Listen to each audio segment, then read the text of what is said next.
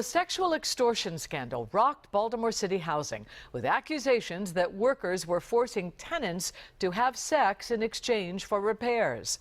Well, now the city state's attorney's office has filed criminal charges against two of those workers. WJZ is live. Ava-joye Burnett has reaction from those affected by the scandal. Ava-joye?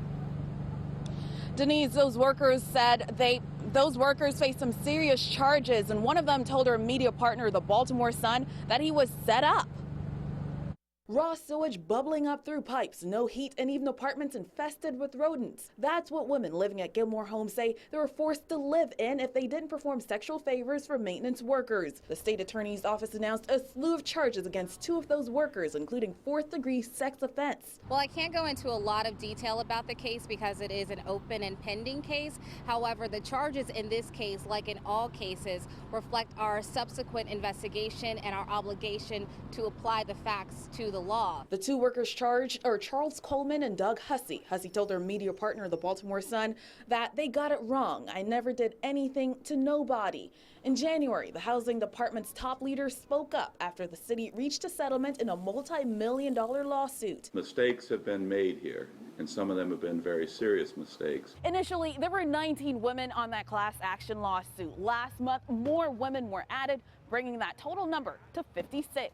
They left her in the house for 2 weeks straight with no lights. The mother of this man's son is part of the class action lawsuit against the city. How hard was it for her to come forward and speak up? It was pretty hard. I had to talk her into it because I believe it's wrong is wrong. Community advocates who've been pushing for change say the victims' voices are finally being heard. To see that for once, those who have been entrusted, right, who have breached that trust, are now being held personally accountable.